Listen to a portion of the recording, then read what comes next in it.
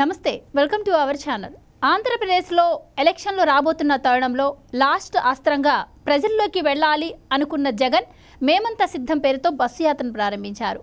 ఎప్పుడైతే ఈ బస్సు యాత్ర ప్రారంభమైందో సభల సంగతి పక్కన పెడితే బస్సుకే అడుగడుగునా నిరసన సెగ తగులుతున్న పరిస్థితులను మనం ఏపీలో చూస్తున్నాం. అయితే తాజాగా కర్నూలు జిల్లాలో ఆయన బస్సు యాత్ర నడుస్తున్న క్రమంలో అక్కడ మహిళలు ఖాళీ బిందెలతో నిరసన తెలిపిన పరిస్థితి. అయినా కూడా బస్సులోంచి జగన్ కిందకి దిగని నేపథ్యంలో వాడు గొడవను సివియర్గా చేయడంతో అప్పుడు జగన్ బయటకు వచ్చి వాళ్ళతో మాట్లాడారు. సో అక్కడ కూడా వాళ్ళకి స్పష్టమైన హామీ ఇవ్వలేదు అని వార్తలు అయితే బయటకు వస్తున్నాయి. సో దీనికి సంబంధించి మరింత సమాచారం తెలుసుకునే ప్రయత్నం చేద్దాం. మనతో ఉన్నారు senior political journalist Durga Kumar గారు. నమస్కారం. నమస్కారం మన వీక్షకులు కూడా నమస్కారం. దుర్గా కుమార్ గారు, బస్సు యాత్ర సూపర్ సక్సెస్ అని చెప్పి వైసీపీ చెప్తోంది. కానీ ఎక్కడ చూడు సభల సంగతి అటు పక్కన పెడితే అడుగడుగునా కూడా నిరసన శాఖలే తగులుతాయి. నిన్న కూడా ఖాళీ బిందులతో నిరసన తెలిపారు. ఈ రోజు చూస్తే ఏకంగా సీఎం బయటికి దిగి వచ్చే వరకు కూడా అక్కడ లేడీస్ ఆగని పరిస్థితి. అంటే వాళ్ళు ఎంత అవస్థ పడుతున్నారో నీటి కోసం అర్థమవుతుంది. వాళ్ళు ఎలిగేషన్ ఏంటి అంటే అక్కడ స్థానిక నాయకుడు ఎవరైతే ఉన్నారో చెరువులు నింపలేదు, మేము చాలా అవస్థలు పడుతున్నామని చెప్పి అక్కడ జగన్కి విన్నవించుకుంటే కూడా ఆయన స్పష్టమైన హామీ ఇవ్వలేదని వాళ్ళు చెప్తున్నారు. సో దీన్ని ఎలా చూడొచ్చు అంటారు? అయితే ఇక్కడ సమస్య ఏంటంటే అమ్మా, సమస్యలు అయితే అన్ని గ్రామాల్లోనూ ఉన్నాయి. కానీ అది సీఎం దృష్టి దాకా వెళ్ళేటంత పరిస్థితి ఉండట్లేదు. ఎందుకంటే సీఎంకు ఉన్న సెక్యూరిటీ అంత పటిష్టంగా ఉండటం వలన ఎట్టి పరిస్థితుల్లోనూ సీఎంని ఆపగలిగే పరిస్థితి ఉండలేదు. కానీ ఈ ఎలక్షన్ నోటిఫికేషన్ ఇచ్చేసిన తర్వాత ప్రజల్లో కూడా ఒక తెంపుకు వచ్చేసారు. ఇక అయితే అయింది, పోలీసులు గతంలో అయితే కేసులు పెట్టడం కొట్టడం ఇవన్నీ జరిగేది. ఇక ఇప్పుడు కొంచెం ధైర్యం పెరిగింది. అయితే అయింది, ఏ కేసు అయినా ఫేస్ చేద్దాం, ఎన్నికలు ప్రకటించేశారు కాబట్టి గతంలో లాగా మన మీద పెట్టడానికి ఉండదు, ఇవాళ కూడా మనం చెప్పలేకపోతే ఈ సమస్యలు పరిష్కారం కావు అనే ఒక తెంపుకి అయితే వచ్చినట్టు కనపడుతుంది. ఇప్పుడు మీరు చెప్పినటువంటి కర్నూలు జిల్లా తొగ్గల్ మండలం జొన్నలగడ్డ గ్రామంలో కూడా చెరువులు నింపకుండా వాళ్ళు నీళ్ల కోసం కిలోమీటర్లు నడవాల్సిన పరిస్థితి వచ్చింది. అది ఎవరు పట్టించుకోవట్లేదు. ఇప్పుడు వాలంటీర్ల వ్యవస్థ పెట్టినా కూడా వాలంటీర్లు వాళ్ళు ఈ సంక్షేమ కార్యక్రమాలకి వాళ్ళకి సంబంధించిన పనులు చేయటమే కానీ గ్రామానికి సంబంధించి జవాబుదారీగా ఉండే వ్యవస్థ అనేది పోయింది. ఇప్పుడు గతంలో గ్రామ పంచాయతీ సర్పంచ్ ఎవరైతే ఉన్నాడో సర్పంచ్ ఉండేవాడు. ఇప్పుడు సర్పంచ్ పవర్స్ని ఓవర్లాపింగ్ చేస్తూ అతను అధికారాల పరిధిలోకి వాలంటీర్లు గ్రామ సచివాలయ వ్యవస్థ వెళ్ళిపోయింది. దాంతో ఇలాంటి సమస్యలు ఎవరు పరిష్కరించాలి, ఎవరిని అడగాలి అనేది ఎవరికి గ్రామ సర్పంచ్ కూడా ఏమనుకుంటున్నాడంటే నా ఉనికే లేదు కదా, అలాంటప్పుడు నాకు మాత్రం ఎందుకు, ఎవడు చేసుకుంటాడు అనుకునే వదిలేశారు. అట్లాంటి పరిస్థితుల్లో చాలా గ్రామాలు కొట్టుమిట్టాడుతున్నాయి. కానీ అది సమస్యను ముఖ్యమంత్రి దగ్గరికి తీసుకెళ్ళటానికి ముఖ్యమంత్రికి ఉన్న భద్రతా వలయం మామూలు భద్రతా వలయం కాదు. కాబట్టి ఎట్టి పరిస్థితుల్లోనూ టచ్ చేయలేకపోతున్నారు. నిన్న ఇవాళ మీరు చెప్పినట్టు కొన్ని గ్రామాల్లో తెంపుగా చేసి బస్సులకు అడ్డం పడే ప్రయత్నం చేస్తున్నారు. ఇక్కడ కూడా ఇంటెలిజెన్స్ వర్గాల ద్వారా ముందే పోలీసులకి సమాచారం అందేసింది, వీళ్ళు వాళ్ళ ఖాళీ బిందెలు పట్టుకుని బస్సుకి అడ్డం పడతారని. ముందే పోలీసు బలగాలు వచ్చేసి ఖాళీ బిందెల్ని లాగేసుకుని పోలీసు మహిళలు కూడా పక్కకు లాగారు.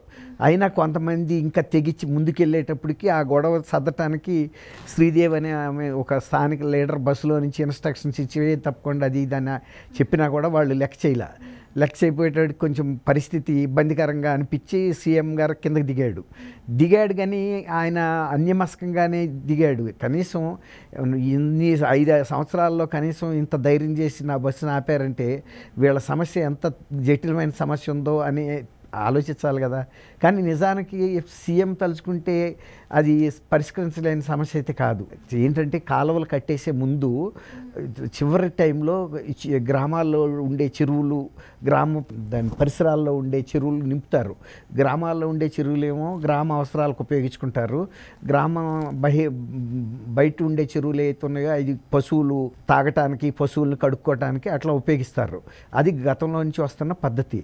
ఇవాళ ఎవరికాళ్ళు ఈ గతంలో వ్యవస్థలన్నీ పాడైపోయి ఎవరు ఏం చేయాలో విధికి సంబంధించిన విభాగాలు స్పష్టత లేదు ఎవరి విధి ఏంటి అనేది. ఇప్పుడు అలాంటి సమస్య ఇప్పుడు ఆయన దృష్టికి వెళ్ళింది. కానీ ఆయన కూడా దాని మీద ఒక స్పష్టమైన సమాధానం చెప్పకుండా నేను చూస్తాలే అన్నట్టుగా వెళ్ళిపోయాడు. కానీ అసలు ఏంటి మీ సమస్య, ఇప్పుడు కాలు వదలాలా లేకపోతే ఏమన్నా బోర్లు వేస్తే మీ సమస్య ఏమన్నా పరిష్కారం అవుద్దా, పిలిపించి మాట్లాడే పరిస్థితి కూడా ఉంది. మాట్లాడాలి. అక్కడ మాట్లాడకుండా నేను చూస్తాలే అని వేగ్గా సమాధానం చెప్పారు. ఇంతలోకి పోలీసులు వీళ్ళని పక్కకు లాగేసేటప్పటికి ఆయన బస్సులోకి వెళ్ళిపోయాడు. సీఎం వెహికల్ కదిలి వెళ్ళిపోయింది. వాళ్ళు ఇంతకాలం నుంచి చేసిన ప్రయత్నం బూడిదలో పోసిన పన్నీర్ అయింది. స్పష్టమైన హామీ అక్కడి నుంచి రాలా. పోలీసులేమో ముందే వచ్చి బలవంతంగా ఖాళీ బిందులని లాగేసుకుని వాళ్ళ కస్టడీలో పెట్టుకుని వెళ్ళిపోయేటప్పుడు వెళ్ళిన తర్వాత సీఎం వెహికల్ వెళ్ళిన తర్వాత వీళ్ళకి ఇచ్చారు. అప్పుడు వీళ్ళని ఎవరైతే మహిళలు అడ్డం పడ్డారో అందరినీ లాగే అవతల పడేశారు. సార్ ఒకప్పుడు మీరే చెప్పారు మన డిస్కషన్లోనే, ఆవు చేలో మేస్తే దూడలు గట్టున మేస్తాయా అని. సో సీఎంఏ ఒకనొక సందర్భంలో కుప్పం వెళ్ళి ఎంతో గ్రాండ్గా నేను ప్రాజెక్ట్ని ఓపెనింగ్ చేస్తున్నాను అది ఇది అని చెప్పి అది ఓపెన్ చేసిన తర్వాత గంట తర్వాత నుంచి నీళ్ళు రాని పరిస్థితి మనం చూసాం. ఇంకా సీఎం పరిస్థితి అలా ఉంటే ఇంకా నాయకులు పరిస్థితి ఎలా ఉంటుంది? ఇంకా అందుకే ఆయన ఏ హామీ ఇవ్వలేకపోయారు అనుకోవచ్చా? అదే అన్న, ఇప్పుడు ఆయన దృష్టి కనుక పెట్టి నిజంగా వీళ్ళు ఆపారు, వీళ్ళ సమస్య ఏంటి, అందులో నీటి సమస్య అనేది అయితే అర్థమైంది కదా, తాగునీటి సమస్య. అట్లాంటప్పుడు కనీసం అక్కడ ఉన్న లోకల్ ఇంజనీర్స్ ఏదైతే ఉందో వాళ్ళని అడిగి ఏం చేస్తే బాగుంటుందని కనీసం కొన్ని బోర్లన్నా వేస్తామమ్మా, ఒక 4 బోర్లు నా గ్రామంలో 4 పక్కలను అని కనుక చెప్పి ఉండారనుకోండి కొంచెం వాళ్ళకు ఒక పరిష్కారం దొరికేది.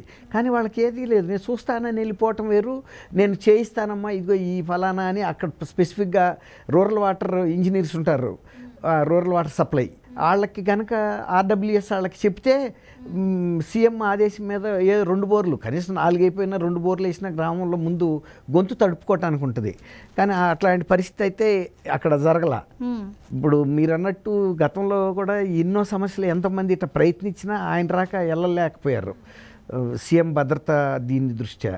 అండ్ ఇంకోటండి, ఆయన సభలు ఎక్కడ పెట్టినా కూడా ర్యాంప్ వాక్ లాగా, అంటే నేను ప్రజలకు దగ్గరగా వెళ్ళి వాళ్ళ వినాలి అన్న ఉద్దేశంతో ఆయన ర్యాంప్ వాక్ లాగా అట్లా సభలు స్టేజ్ని అరేంజ్ చేసుకున్నారు.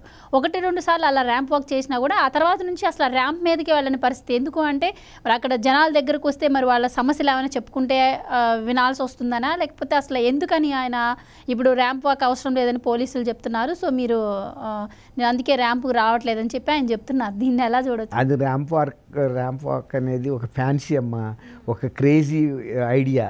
ఏంటి ఆ ర్యాంప్ వాక్ మీద నడిస్తే ఆయన పాపులారిటీ పెరగాలని ప్రయత్నం తప్ప ఆ ర్యాంప్ వాక్ వెళ్ళినప్పుడు దానికి కనీసం 5 మీటర్లు 10 మీటర్ల దాకా జనాలు రానివ్వరు.